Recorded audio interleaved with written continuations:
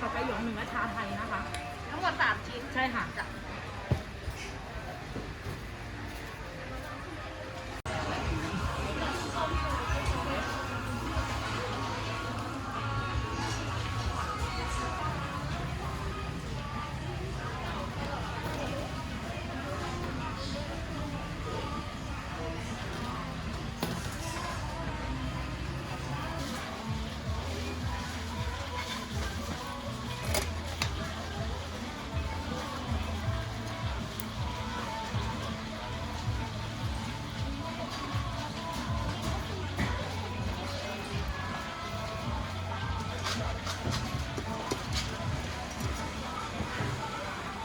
แบบนี้ก็ไปกินไม่ได้เด้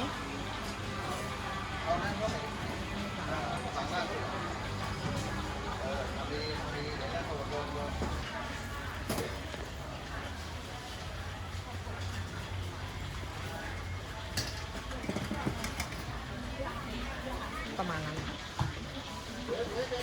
ถุงไหมแยก2 ถุงเนาะอย่างละ3 ชิ้นนะคะ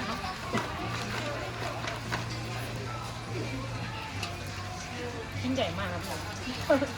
ขนมปังไซส์ใหญ่